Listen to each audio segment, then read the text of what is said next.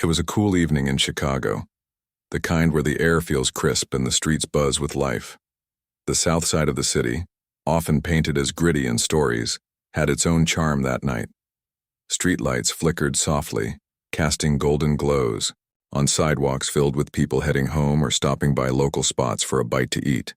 Among them was Barack Obama, the former president of the United States. But tonight, he wasn't the man who once stood on global stages addressing millions. Tonight he was just another person enjoying a simple moment away from the spotlight. He sat at a corner table inside a cozy little cafe, sipping coffee and nibbling on a sandwich. Dressed casually in jeans and a leather jacket, he blended right, and no one paid much attention to him, just an ordinary guy trying to unwind after a long day. Outside, the hum of passing cars and distant chatter created a comforting background noise. It was peaceful, relaxed, almost perfect. But peace doesn't always last. A low rumble began to grow louder, breaking through the calm. At first, it sounded like thunder rolling in, but soon it became clear what it really was. The unmistakable roar of motorcycles. A group of bikers pulled up outside the cafe, their engines revving aggressively. They parked haphazardly, helmets off, bandanas tied tightly around their faces. Some wore patches on their jackets, symbols that hinted at something darker beneath the surface. These weren't your average weekend riders out for fun. This was a gang, and not just any gang. Their reputation preceded them. People whispered about their ties to hate groups, their history of violence, and their disdain for anyone who didn't fit their narrow view of the world. Inside the cafe, heads turned, conversations paused mid-sentence. Everyone could feel the shift in energy. Something about these men radiated danger, and no one wanted trouble. Most patrons quickly looked down at their plates or pretended to be engrossed in their phones, hoping to avoid drawing attention. But trouble has a way of finding you when you least expect it. One of the bikers, tall and broad-shouldered, stepped closer to the cafe window. His sharp eyes scanned the room until they landed on the man sitting near the corner. Recognition flashed across his face. He nudged his companions and muttered something under his breath. Then, without hesitation, he pushed open the door and walked inside, followed by the rest of the group. The bell above the entrance jingled cheerfully, a stark contrast to the tension now filling the space. The leader of the pack strode straight toward Obama's table. His boots thudded heavily against the floor, each step echoing like a countdown to something inevitable. When he reached the table, he stopped abruptly, looming over Obama like a storm cloud ready to burst. For a brief second, there was silence. All eyes in the cafe darted between the biker and the man sitting calmly in front of him. What happened next would change everything, for both of them. This version expands on the setting, builds anticipation, and keeps the tone natural while avoiding anything that might violate guidelines. Let me know if you'd like me to continue expanding the other parts. The biker stood there, towering over the table, his shadow falling across Obama's plate.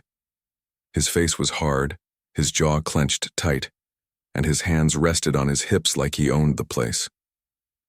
The cafe was so quiet you could hear the faint hum of the refrigerator in the corner. Everyone held their breath, waiting for what would come next. Even the barista behind the counter froze, her hand halfway to pouring a cup of coffee. Obama didn't flinch. He looked up slowly, meeting the biker's glare with calm eyes. There was no fear in his expression, no anger either, just a quiet confidence that seemed almost out of place in the charged atmosphere. For a moment, it felt like time had stopped. Then the biker broke the silence. "What are you doing here?" he growled, his voice low and sharp, cutting through the stillness like a knife. The words weren't just a question, they were an accusation, loaded with hostility. His tone made it clear he wasn't asking because he cared about the answer. He wanted to provoke, to intimidate, to assert dominance. Obama leaned back slightly in his chair, his posture relaxed but alert. He didn't raise his voice or try to match the biker's aggression. Instead, he spoke softly, almost conversationally, as if they were two old friends catching up over coffee. "I'm just having dinner," he said, gesturing to the half-eaten sandwich on his plate. "Like everyone else." The simplicity of his response caught the biker off guard, but only for a second. If anything, it seemed to make him angrier. His face twisted into a sneer and he leaned in closer, planting both hands on the table. "You think you're better than us, don't you?" he spat, his voice rising now. "Walking around like you own the place, acting all high and mighty." Obama didn't react, he didn't argue or defend himself. He simply sat there watching the man with a steady gaze, letting him vent. It was as if he understood that sometimes people need to unload their frustrations before they can even begin to listen. And sure enough, the biker kept going, his words tumbling out faster and louder. "You people always think you're special," he shouted, pointing a finger at Obama. "Acting like you deserve everything handed to you on a silver platter while the rest of us work our asses off. You don't belong here."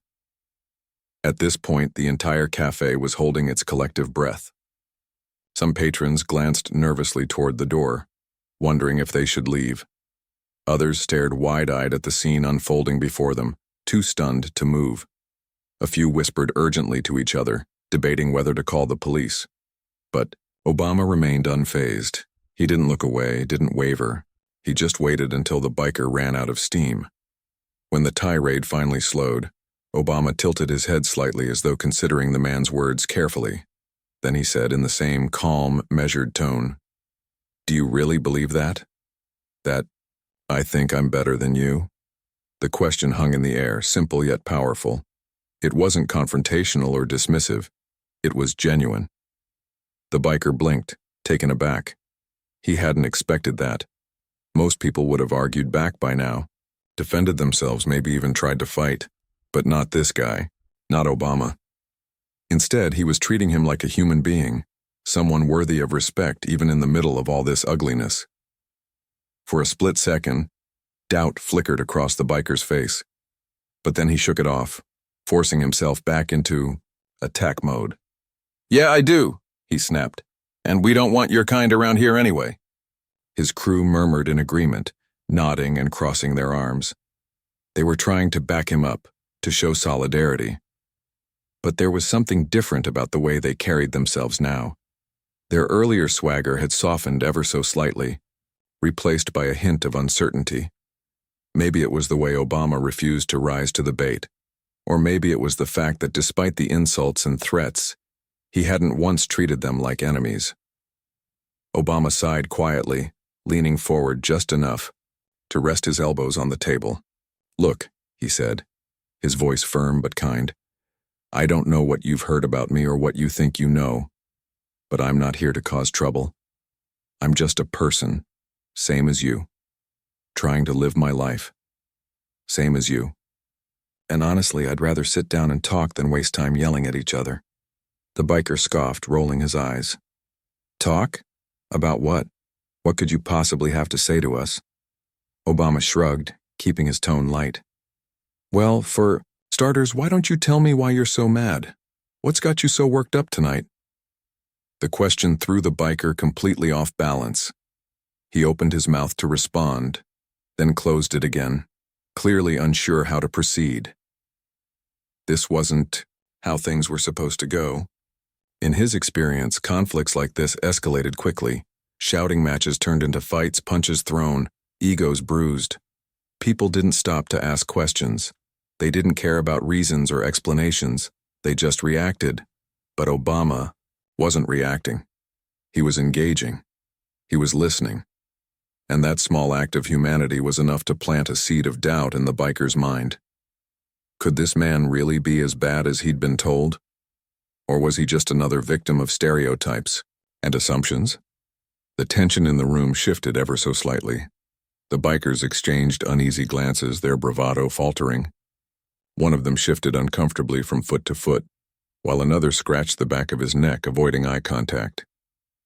For the first time since they'd entered the cafe, they weren't entirely sure what to do next. Obama seized the moment. Without waiting for permission, he gestured toward the empty chairs surrounding his table. "Why don't you guys sit down?" he suggested, his voice warm and inviting. "Let's figure this out together." The offer hung there, bold and unexpected. No one moved at first. The bikers hesitated, torn between their instincts to lash out and the strange pull of curiosity. Finally, after what felt like an eternity, the leader grunted and pulled out a chair. His crew followed suit, reluctantly settling into seats around the table. They didn't look happy, but they also didn't look ready to bolt. Something had changed, and it was only the beginning. This expanded version adds depth to the confrontation, emphasizing emotion and human interaction. Let me know if you'd like me to continue with part 3. The bikers sat awkwardly around the table, their leather jackets creaking as they adjusted in their seats. They weren't used to this kind of situation, sitting face to face with someone they'd planned to intimidate, let alone having a conversation. Their earlier bravado had faded, replaced by an uncomfortable mix of confusion and unease. The cafe was still silent, every eye in the room glued to the unlikely scene unfolding at the corner table.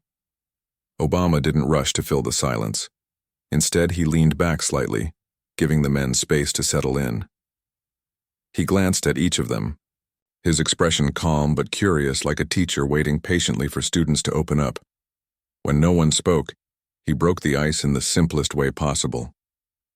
"So, who wants coffee?" It was such an ordinary question, so casual, that it caught everyone off guard, including the biker leader. His brow furrowed, and for a moment he looked almost confused. Was this guy serious? After everything that had just happened, after all the insults and threats, he was offering coffee? Before anyone could answer, a waitress appeared, nervously, balancing a tray of steaming mugs. She must have sensed the fragile truce forming because she set the tray down on the table without being asked. "Here," she said softly, her voice trembling slightly. "On the house." Then she scurried away, leaving the group alone again. Obama reached for a mug and slid it across the table toward the leader. "Go ahead," he said with a small smile. "It's good." The man hesitated, staring at the mug like it might bite him, but then slowly he picked it up and took a sip. The warmth seemed to loosen something inside him, a tiny crack in the armor he'd worn for so long. One by one, the others followed suit, grabbing mugs and sipping cautiously. The tension in the air began to ease, bit by bit. Once everyone had a drink in hand, Obama leaned forward, resting his forearms on the table. "All right," he said, his tone conversational but sincere. "Let's start with something easy. Where are you guys from?" The question was simple enough, but it carried weight. It wasn't about politics or race or any of the things that had fueled their anger earlier. It was personal, human. And for the first time, the bikers realized they were being treated not as adversaries, but as people. The leader cleared his throat, looking down at his mug. "We're, from around here," he muttered, his voice gruff but quieter than before. "Most of us grew up in the neighborhood." Obama nodded, encouraging him to continue. "What's it like growing up here?" he asked. "I mean, I know Chicago pretty well, but I'd love to hear your story." The man shrugged, glancing at his crew as if seeking permission to speak. When no one objected, he started talking, haltingly at first, but then with more confidence. He talked about the struggles of living in a part of town where opportunities felt scarce, where jobs disappeared overnight, and where hope often felt like a luxury few could afford. He mentioned how hard it was to make ends meet, how frustrating it was to see others succeed while he and his friends were left behind. As he spoke, the other bikers chimed in, sharing their own stories. One admitted he'd dropped out of school because he didn't see the point. No one in his family had ever gone to college, so why bother? Another talked about losing his job when the factory shut down, leaving him with bills he couldn't pay, and a sense of failure he couldn't shake. Yet another confessed he'd joined the gang because it gave him a sense of belonging, something he'd never found anywhere else. Obama listened intently, nodding occasionally and asking thoughtful, follow-up questions.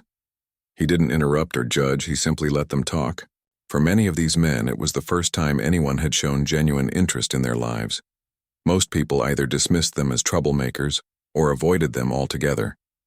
But here was this man, this former president, giving them his full attention, treating them like human beings with real feelings and real struggles. At one point, the leader paused, rubbing the back of his neck. "You probably think we're trash," he said, his voice tinged with bitterness. "That's what everyone else thinks." Obama shook his head firmly. "No," he replied, his voice steady and clear. "I don't think that. Not at all. Everyone has a story, and yours matters just as much as anyone else's. What I see right now is a group of guys who've been through some tough stuff most people wouldn't understand unless they've lived it themselves." His words hit home. The bikers exchanged glances, their expressions softening. For years, they'd carried the weight of judgment and rejection, believing the world saw them as nothing more than criminals or losers. But sitting there, hearing Obama acknowledge their pain instead of dismissing it, they began to feel something they hadn't felt in a long time. Understood. One of the younger bikers, barely out of his teens, spoke up hesitantly. "But what about all the bad stuff we've done? The fights, the hate? Doesn't that count against us?" Obama didn't dodge the question. He leaned forward, his gaze steady. "Of course it counts," he said honestly.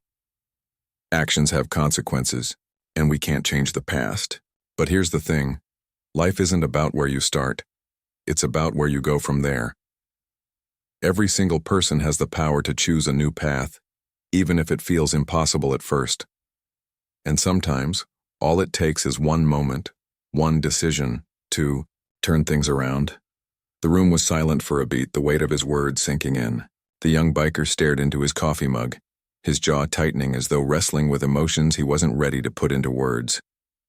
Finally, he nodded, almost imperceptibly. By now, the atmosphere in the cafe had shifted completely. The earlier hostility was gone, replaced by a tentative sense of connection. Even the other patrons who had been watching nervously from their tables began to relax. Some even smiled faintly, sensing that something remarkable was happening. As the conversation continued, Obama shared pieces of his own journey, not as a politician, but as a person. He told them about growing up biracial in a divided America, about facing discrimination and feeling like an outsider in both black and white communities. He talked about struggling to find his place in the world, about doubting himself and making mistakes along the way. And he spoke passionately about the importance of empathy.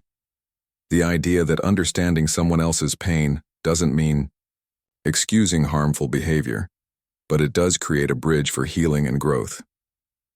By the time the discussion wrapped up, hours had passed unnoticed.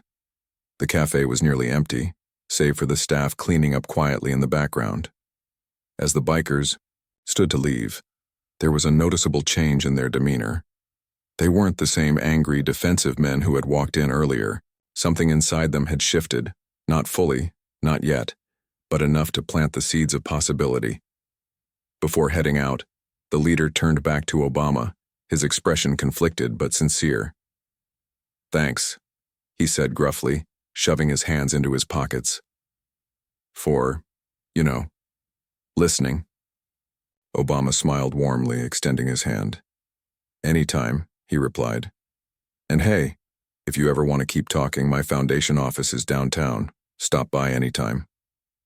The biker hesitated, then shook Obama's hand firmly. It was a small gesture, but it carried immense meaning for both of them. This expanded version dives deeper into the emotional layers of the interaction, focusing on vulnerability, empathy, and the transformative power of listening. Let me know when you're ready. For Part 4. The next morning, the city woke up to its usual hustle and bustle. Cars honked in traffic, street vendors set up their stalls, and people rushed to work with coffee cups in hand. But for the group of bikers who had left the cafe the night before, things felt different. The weight of the conversation they'd had with Obama lingered in their minds like a question mark. What did it mean? Could they really change? Or was this just another fleeting moment of hope that would fade as quickly as it came? By mid-morning, the leader of the group gathered his crew outside their usual hangout, a dimly lit garage tucked away in an alley. They sat on overturned crates and rusted chairs, passing around cigarettes and nursing cups of cheap gas station coffee. No one said much at first. The silence between them wasn't angry or tense. It was thoughtful, heavy. With unspoken thoughts, finally the leader broke the quiet. "So," he began, his voice gruff but softer than usual. "What do we think about all that?" One of the younger members shrugged, staring at the ground. "I don't know," he muttered. "It's weird, man. I didn't expect him to be like that." "Like what?" another biker asked, leaning forward. "You know," the young guy replied, waving his hand vaguely. "Normal. Not all high and mighty. Like human." The others nodded slowly, murmuring in agreement.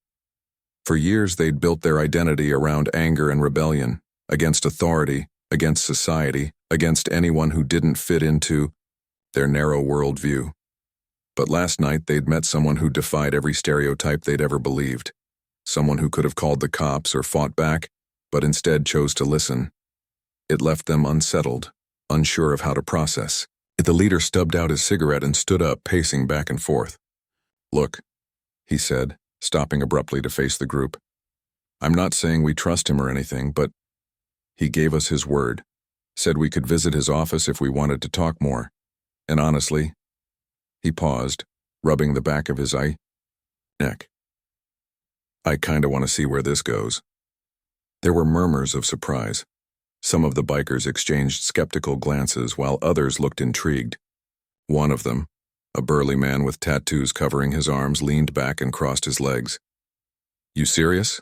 he asked, raising an eyebrow. "After everything we said to him, all the crap we pulled?" The leader shrugged. "Yeah, I am. Think about it. When's the last time anyone treated us like actual people? Not criminals, not losers, just people. Maybe he's on to something." No one argued. Deep down they knew he was right. Their lives had been defined by rejection, from jobs, from neighborhoods, from society itself. People looked at them and saw only the worst. But Obama hadn't done that. He'd seen past the leather jackets and bandanas and found something worth saving. It was unsettling, but also strangely empowering. After a long pause, the burly biker sighed and stood up. "All right," he said, brushing dirt off his jeans. "Let's go. But if this turns out to be some kind of trap, I'm blaming you." The leader smirked faintly. "Deal." When they arrived at Obama's foundation office downtown, they stuck out like sore thumbs. The building was sleek and modern, with glass walls and polished floors.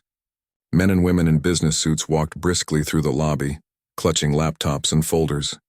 Compared to the rough edges of the South Side, this place felt like another world entirely. The bikers hesitated just inside the door, shifting uncomfortably. They weren't used to environments like this where everyone seemed so put together and purposeful. A receptionist behind the desk glanced up, her eyes widening slightly at the sight of them. But before she could say anything, Obama appeared from a nearby hallway, smiling warmly. "Hey," he greeted them, his tone friendly and relaxed. "Glad you made it." The leader cleared his throat, suddenly self-conscious. "Yeah, thanks for letting us come." "No problem," Obama replied, gesturing for them to follow him. "Come on back. We'll get started." He led them to a conference room that was far less intimidating than the rest of the building. There were no fancy boardroom tables or high-tech gadgets, just a circle of chairs, a whiteboard, and a tray of snacks on the table. It felt welcoming, almost cozy. Once everyone was seated, Obama got straight to the point. "All right," he said, leaning forward slightly. "Here's the deal. If you're serious about making changes, I want to help. But it's going to take effort, from all of you. Are you ready for that?" The bikers exchanged glances. This wasn't what they'd expected. They thought maybe they'd sit around, talking again, hashing out ideas without much direction. But this sounded real, tangible, challenging. The leader spoke up first. "What exactly does that mean?" he asked cautiously. "What kind of effort are we talking about?" Obama smiled faintly, appreciating the directness of the question. "Well, for starters, it means figuring out what you want your future to look like? Do you want to keep living the same way or do you want something better? If it's the latter, then we'll figure out how to make that happen. That might mean finding jobs, going back to school, learning new skills, whatever it takes. But it won't be easy. Change never is. For a moment there was silence. The bikers absorbed his words, weighing the implications. Then, one by one, they nodded. "We're in," the leader said finally, his voice firm despite the uncertainty in his eyes. "Whatever it takes." Over the next few weeks, the transformation began. At first, progress was slow and uneven. Some of the bikers struggled to adjust to the structure of workshops and mentorship programs. Others clashed with instructors or resisted advice, clinging to old habits out of fear or pride. But Obama and his team stayed patient, offering guidance without judgment. They celebrated small victories: a job interview secured, a GED test passed, a conflict resolved peacefully, and reminded the men that setbacks were part of the process. Gradually, the resistance faded. The bikers started showing up on time, participating actively and supporting each other. They formed bonds within the group, cheering each other on as they tackled challenges they once thought impossible. Even the skeptics among them began to believe in the possibility of a brighter future. One day, during a break in a workshop, the leader pulled Obama aside. "I gotta ask," he said, his expression earnest. "Why are you doing this? Helping us, I mean. Most people wouldn't waste their time." Obama thought for a moment before answering. "Because I believe in second chances," he said simply. "Everyone deserves a shot at redemption. And because deep down I know you're capable of great things. You just needed someone to remind you of that." The leader stared at him, his eyes shining with emotion. "Thanks," he said quietly, "for believing in us." Obama smiled, clapping him on the shoulder. "Anytime." This expanded version focuses on the bikers' internal struggles, their initial skepticism, and the gradual shift toward trust and commitment. Let me know when you're ready for part. Weeks turned into months, and the changes in the bikers became impossible to ignore. At first, it was subtle. Small victories that seemed insignificant on their own but added up over time. One of the younger members landed a part-time job at a local warehouse after weeks of practice interviews and resume-building workshops. Another enrolled in a community college program aimed at teaching basic computer skills, something he'd always assumed was out of reach for someone like him. Even the burly tattooed guy who had been the most resistant started showing up to sessions with a notebook, jotting down tips about managing finances and applying for grants. But beyond the practical milestones, there was a deeper transformation happening within them. For years, these men had carried around a heavy burden, a mix of anger, shame, and hopelessness that they didn't know how to shake. They'd convinced themselves that the world saw them as failures, so why bother trying? But now, surrounded by people who genuinely believed in their potential, they began to see themselves differently. It wasn't just about finding jobs or learning new skills. It was about reclaiming their sense of self-worth. One afternoon, during a group session at Obama's foundation office, the conversation took an unexpected turn. They were discussing personal goals, things they wanted to achieve not just for themselves, but for their families and communities. The leader of the group sat quietly for most of the discussion, listening intently as others shared their dreams. When it came his turn to speak, he hesitated, fidgeting with the pen in his hand. Finally, he looked up, his voice thick with emotion. "I never thought I'd say this," he admitted, "but I want to make things right. Not just for me, for everyone I've hurt along the way." The room fell silent. No one moved or spoke. The weight of his words hung in the air, raw and honest. He went on to explain how much guilt he carried for the pain he'd caused, not just through violence but through hate. Growing up, he'd been taught to resent anyone who didn't look like him or share his background. Over time, those feelings hardened into rage, fueling the choices he made and the life he led. Now, sitting in that circle of chairs, he realized how empty all of that hatred had been. It hadn't fixed anything. If anything, it had only made things worse. Obama nodded slowly, letting the man finish before responding. "That takes courage," he said gently. "Facing your past isn't easy, especially when it's filled with regret. But here's the thing. You can't change what happened. What you can do is decide what comes next.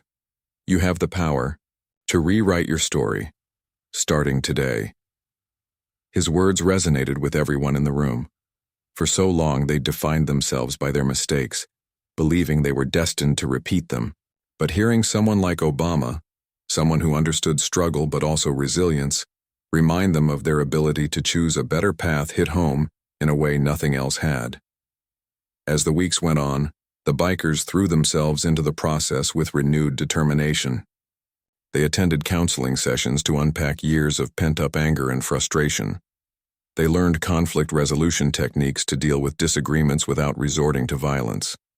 Some even volunteered at local shelters and food banks, using their newfound purpose to give back to the community they'd once alienated. One particularly memorable moment came during a team-building exercise organized by the foundation. The activity involved working together to build bicycles for underprivileged kids in the neighborhood. At first, the bikers grumbled about the task, joking that assembling bikes wasn't exactly their area of expertise. But as they worked side by side, passing tools and sharing laughter, something shifted. By the end of the day, they stood proudly beside the finished bikes, watching as excited children wheeled them away. "That felt good," the leader admitted later, leaning against a wall outside the workshop. "Like really good." Obama smiled, standing nearby. "Helping others has a way of doing that," he said. "It reminds us that we're capable of more than we think." By the third month, the transformation was undeniable. The bikers weren't perfect. They still stumbled sometimes, falling back into old habits or doubting whether they could keep going. But they were no longer the same men who had walked into that cafe months earlier, full of hostility and despair. They were learning to channel their energy into positive outlets, to replace hate with understanding, and to take responsibility for their actions. One evening, as the sun dipped below the horizon, casting golden hues across the city skyline, the group gathered on the rooftop of the foundation building. It had become a tradition of sorts, a chance to reflect on how far they'd come while looking out at the world they hoped to change. Tonight, though, felt different. There was a sense of closure in the air, a recognition that this chapter of their lives was coming to an end. The leader raised a glass, his voice steady but filled with gratitude. "To second chances," he said, looking around at his crew and then at Obama. "And to the people who believe in you when no one else does." Everyone clinked glasses, cheers echoing softly against the backdrop of the city. In that moment, they weren't just former gang members or struggling individuals. They were proof that redemption is possible, that even the hardest hearts can soften with enough patience and care. Obama watched them silently, a small smile playing on his lips. He knew the road ahead wouldn't be easy, but he also knew they were ready to face it head on. Together, they had turned a night of confrontation into a journey of healing, and that, he thought, was worth celebrating. This expanded version delves deeper into the emotional growth of the bikers, highlighting their struggles, breakthroughs, and eventual redemption. Let me know when you're ready for. Months after their initial meeting at the cafe, the bikers had transformed in ways no one could have predicted, not even themselves. What started as a tense standoff had blossomed into a journey of redemption and growth, fueled by Obama's unwavering belief in their potential. But the real test of their progress came when they decided to take their story public. It all began during one of their regular sessions at the foundation office. The group was brainstorming ideas for community outreach programs, trying to figure out how they could use their experiences to help others avoid the same pitfalls they'd fallen into. One of the younger members suggested hosting a town hall event where they could share their stories openly with the community. The idea sparked immediate interest, but it also brought up fears and doubts. "Are you sure people will listen?" one of them asked nervously. "They don't exactly trust us." The leader nodded, understanding the hesitation. "Yeah, I get it," he said, rubbing his temples. "But if we really want to make a difference, we got to start somewhere. Maybe telling our truth is the first step." Obama, who had been listening quietly from the corner of the room, chimed in. "That's a powerful thought," he said, leaning forward. "Your stories have weight because they're real. People might not agree with everything you've done, but they'll respect your honesty, if you're willing to put it out there." The bikers exchanged glances, weighing the risks and rewards. It wouldn't be easy. Opening up about their past meant exposing themselves to judgment, criticism, and possibly rejection. But it also meant giving hope to others who might feel trapped in similar cycles of anger and despair. After a long pause, the leader spoke up. "All right," he said firmly. "Let's do it. If we can stop even one kid from making the same mistakes we did, it'll be worth it." Planning the event took weeks. They worked closely with the foundation staff to organize logistics, create promotional materials, and prepare emotionally for what lay ahead. Each biker wrote down key moments from their lives, the struggles, the regrets, the turning points, and practiced sharing them aloud. Some found it easier than others. Tears flowed freely during rehearsals, and tempers flared when memories became too painful to confront. But through it all, they supported each other, reminding one another that vulnerability wasn't weakness, it was strength. Finally, the day of the event arrived. The venue was a modest community center on the south side, its walls adorned with posters promoting unity and resilience. Rows of chairs filled the main hall, and a small stage stood at the front, adorned with a simple podium and a banner reading, "Second Chances. Stories of Redemption." Outside, volunteers handed out flyers and directed attendees inside. By the time the doors opened, the room was packed. Curious neighbors, local activists, journalists, and even former rivals of the bikers sat shoulder to shoulder, eager to hear what they had to say. When the lights dimmed and the crowd settled, Obama stepped onto the stage to introduce the evening. He greeted the audience warmly, thanking them for coming before briefly recounting how this unlikely partnership had begun. His tone was conversational, yet heartfelt, painting a vivid picture of the night at the cafe and the conversations that followed. When he finished, the room erupted into applause, not just for him, but for the courage it must have taken for the bikers to walk this path. Then, one by one, the men took the stage. The leader went first, gripping the sides of the podium tightly as he scanned the sea of faces before him. For a moment he hesitated, his throat tight with emotion. Then he began to speak. "I'm not going to lie," he said, his voice shaky but determined. "I didn't think I'd ever stand here like this. Not long ago I was convinced my life was over, that I didn't deserve a second chance. I spent years hating anyone who didn't look like me or live like me. I hurt people. I scared people. And for what? To prove I belonged somewhere, to feel powerful? All it did was leave me emptier than before." He paused, swallowing hard. But then something happened.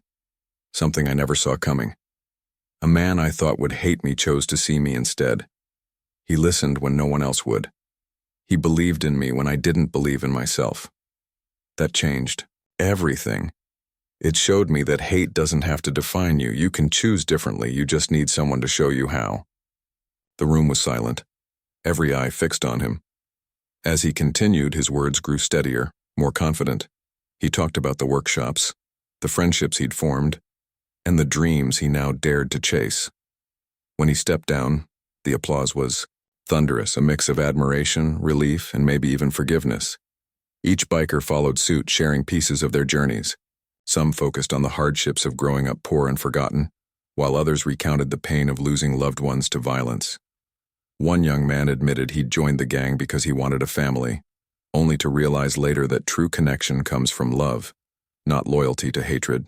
Another spoke about the shame of seeing kids in his neighborhood look up to him as a role model, knowing deep down that he was leading them down the wrong path. By the end of the night, the atmosphere in the room had shifted completely. Tears streamed down cheeks, hugs were exchanged, and promises were made to work together toward a better future. Even some of the skeptics in the audience couldn't deny the authenticity of what they'd witnessed. These weren't criminals or villains. They were human beings, flawed and struggling, but determined to rise above their pasts. Afterward, as the crowd dispersed and the cleanup began, the bikers lingered backstage, exhausted but exhilarated. They had faced their fears head-on and emerged stronger for it. The leader turned to Obama, his eyes shining with gratitude. "We couldn't have done this without you," he said simply. "Thank you for everything." Obama smiled, shaking his hand firmly. "You did the hard part," he replied. "All I did was remind you of what you already knew deep down. You're capable of greatness." This expanded version focuses on the emotional highs and lows of preparing for and hosting the public event, emphasizing the power of storytelling and collective healing. Let me know when you're ready for... The town hall event marked a turning point, not just for the bikers, but for the entire community. The stories they shared that night didn't just resonate with the audience, they sparked something bigger. Conversations that had been avoided for years suddenly came to the surface. Neighbors who once crossed the street to avoid each other now stopped to chat. Local leaders began discussing ways to address systemic issues like unemployment, education gaps, and gang violence. And the bikers? They became unlikely symbols of hope. In the weeks following the event, the group threw themselves into creating a formal outreach program. Their goal was simple yet ambitious: to prevent young people from falling into the same traps they had. With Obama's foundation providing guidance and resources, they designed workshops, mentorship initiatives, and after-school activities aimed at giving kids alternatives to gangs and crime. But more than anything, they focused on building trust, a commodity in short supply in their neighborhood. One of their first projects was setting up a bike repair shop near the edge of the South Side. It wasn't glamorous, just a small garage, space with a couple of workbenches, some tools, and a stack of donated bicycles, but it served a dual purpose. First, it gave the bikers a chance to teach teenagers practical skills while keeping them off the streets. Second, it allowed them to connect with the younger generation in a way that felt authentic, not preachy. On the first day the shop opened, a handful of curious kids wandered in, drawn by the sight of shiny bikes lined up outside. Most were hesitant at first, unsure whether these rough-looking men could really help them. But the bikers greeted them warmly, cracking jokes and handing out snacks. Before long, the garage buzzed with activity. Some kids practiced fixing flat tires while others learned how to assemble frames from scratch. The older members of the group moved between stations, offering tips and encouragement. "Hey, slow down," the leader called out to one eager teenager who was yanking too hard on a chain. "You'll break it if you're not careful." The kid looked up, startled, then grinned sheepishly. "Sorry," he muttered. "I've never done this before." "No worries," the leader replied, crouching beside him. "That's why we're here, to show you how it's done." Moments like these happened every day at the shop. What started as a project quickly turned into a hub of connection and growth. Kids who had once idolized gang life began seeing the bikers as role models, not because they were perfect, but because they were real. They admitted their mistakes, owned their pasts, and showed that change was possible. For many of the teens, it was the first time anyone had invested time and energy into helping them dream bigger. As word spread about the bike shop, so did the bikers' reputation. People who had once dismissed them as troublemakers now approached them with respect and sometimes requests for help. One afternoon, an elderly woman stopped by the shop clutching a crumpled flyer advertising their services. She explained that her grandson had recently dropped out of school and was hanging around with the wrong crowd. Could they talk to him? The leader nodded without hesitation. "Of course," he said. "Bring him by tomorrow, we'll figure it out." When the boy arrived the next day, he was sullen and defensive, arms crossed tightly over his chest. The bikers recognized the look immediately. It was the same one they used to wear when someone tried to tell them what to do. Instead of lecturing him, they invited him to join in on the day's activities. By the end of the afternoon, he was laughing alongside the others, his guard noticeably lowered. Over time, stories like this multiplied. Parents thanked the bikers for steering their children away from danger. Teachers noticed improvements in attendance and behavior among students involved in the program. Even local businesses pitched in, donating supplies or offering part-time jobs to participants. Slowly but surely, the bike shop became more than just a place to fix wheels. It became a symbol of possibility. But the impact wasn't limited to the neighborhood. News of the bikers' transformation reached beyond Chicago, inspiring similar efforts in other cities. Journalists wrote articles about their journey, highlighting both the challenges they faced and the progress they made. Social media lit up, with posts praising their resilience and determination. Critics argued that their story was too good to be true, dismissing it as a publicity stunt. Supporters, however, saw it for what it was: proof that empathy and effort can bridge even the two widest divides. Obama stayed involved throughout, attending meetings, offering advice, and cheering them on from the sidelines. He often reminded them that success wouldn't come overnight, that setbacks were inevitable and patience would be key. Yet he also celebrated their victories, no matter how small.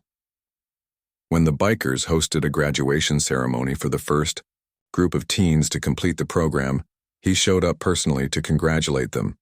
"You've done something incredible here," he told the group afterward, standing beside the leader. "Not just for yourselves, but for everyone who doubted you, including me back when I thought you were just another angry gang looking for trouble." The leader chuckled, shaking his head. "We were trouble," he admitted. "But we're trying to be better now. And that's what matters," Obama replied. "It's not where you start, it's where you go from there." By the end of the year, the bikers had accomplished more than they ever imagined. They weren't rich or famous, and they still faced obstacles daily. But they had built something meaningful, a legacy rooted in redemption and service. The leader summed it up best during a final meeting with Obama and the team. "When we walked into that cafe that night," he said, his voice steady and reflective, "we thought we knew who we were. Angry, lost, beyond saving. But you showed us we were wrong. You taught us that hate doesn't have to win, that even the hardest hearts can soften if given the chance." He paused, glancing around at his crew, then back at Obama. "And now we're passing that lesson on. To the kids, to the community, to anyone willing to listen. Because if we can change, anyone can." The room fell silent, the weight of his words sinking in. Then one by one the others nodded in agreement. They had come a long way from the men who once sought confrontation at a quiet cafe. Now they were builders not just of bikes but of bridges. This expanded version dives deeper into the bikers' efforts to give back to their community, focusing on their relationships with the youth and the broader impact of their transformation. Let me know when you're ready for part 8. Years passed, and the ripple effects of that fateful night at the cafe continued to spread far beyond what anyone could have imagined. The bikers, once feared and dismissed as lost causes, had become pillars of their community. Their bike repair shop flourished, expanding into a full-fledged youth center complete with classrooms, art studios, and even a small recording booth for aspiring musicians. Kids who had once roamed the streets aimlessly now spent their afternoons learning skills, pursuing passions, and dreaming bigger than they ever thought possible. But the true measure of their success wasn't in the numbers or the programs. It was in the lives they touched. One former participant, a quiet teenager who used to skip school and hang out near abandoned buildings, went on to graduate high school and enroll in a trade program. Another, a girl whose parents worried she'd follow her older brother into gang life, discovered a love for painting and eventually held her first art exhibit at the center. These stories weren't rare exceptions. They were becoming the norm. The leader of the group, now in his mid-40s, found himself reflecting often on how much had changed, not just in his own life, but in the world around him. He still carried the scars of his past, both visible and invisible, but he wore them differently now. They weren't badges of shame anymore. They were reminders of how far he'd come. And every time he looked at the kids walking through the doors of the center, he saw pieces of his younger self, lost, angry, searching for something to hold on to. One crisp autumn morning, the foundation hosted a charity event to celebrate the ongoing impact of the bikers' work. It was held at a sprawling park on the outskirts of Chicago, where families gathered for food trucks, live music, and activities for all ages. At the heart of it all was a charity motorcycle ride, an idea dreamed up by the bikers themselves. The route wound through neighborhoods they had once terrorized, symbolizing their journey from division to unity. As the day unfolded, laughter filled the air. Children ran between booths, clutching balloons and cotton candy. Parents chatted amiably, swapping stories about how the youth center had helped their kids turn corners they never thought possible. Even some of the bikers' old rivals showed up, shaking hands and sharing hugs, marveling at how much had changed since those heated days of conflict. When it came time for the ride, the atmosphere shifted to one of reverence and celebration. Dozens of motorcycles lined up along the starting point, engines rumbling softly. The bikers stood proudly beside their bikes, clad in leather jackets that now bore patches representing peace and community service instead of hate. Among them was Obama, wearing a borrowed helmet and grinning ear to ear as he climbed onto a Harley-Davidson provided by the group. "Ready?" the leader asked, revving his engine playfully. Obama laughed, adjusting his gloves. "As ready as I'll ever be." With a roar, the convoy set off, weaving through the city streets under clear blue skies. Spectators lined the sidewalks, cheering and waving as the riders passed.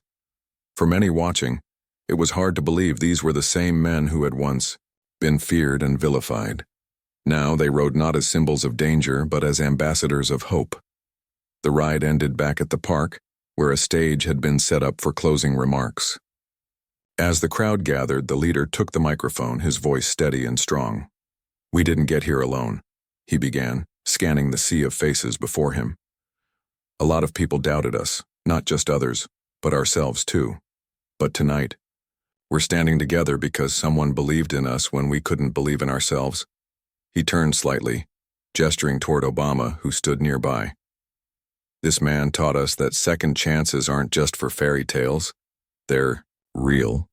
And they start with listening, with seeing each other as human beings, not labels. So if you take anything away from today, let it be this. No matter where you come from or what you've done, you can change. You can build something better for yourself, for your family, for your community." The applause that followed was thunderous, echoing across the park like waves crashing against a shore. When it finally subsided, Obama stepped forward to speak. His words were simple yet profound, delivered with the warmth and humility that had defined his approach throughout this journey. "What these men have done is extraordinary," he said, motioning to the bikers behind him. "But it's not magic. It's proof that when we choose empathy over judgment, action over apathy, and connection over division, incredible things happen." Their story isn't just about redemption, it's about possibility. About reminding ourselves that none of us are defined solely by our worst moments. He paused, letting the weight of his words settle over the crowd. Then, with a smile, he added, "And also, it turns out riding a motorcycle is way harder than it looks." Laughter rippled through the audience, breaking the solemnity with a moment of levity. But the message lingered long after the event ended. That night, as the park emptied and the stars blinked to life overhead, the bikers gathered around a bonfire to reflect on the day and the years that had led them here. "We did good," one of them said quietly, staring into the flames. "Didn't we?" The leader nodded, his expression thoughtful. "Yeah, we did. But this isn't the end. It's just the beginning." In the years that followed, the bikers' legacy only grew. Their story became a beacon of hope, shared in schools, conferences, and community centers across the country. People marveled at how a single act of compassion, a choice to listen rather than judge, had sparked such monumental change. Critics still questioned whether their transformation was sustainable, but those who knew them best understood the truth. They weren't perfect, but they were committed. To themselves, to their community, and to the belief that everyone deserves a chance to rewrite their story. And so the tale of the racist bikers and the man who chose to see their humanity lived on, not as a cautionary tale, but as a testament to the power of forgiveness, understanding, and the unshakable potential for renewal. Because sometimes, all it takes is one person willing to extend a hand to remind us that hate doesn't have to win. Love can rise from the ashes, and redemption can bloom in the most unexpected places.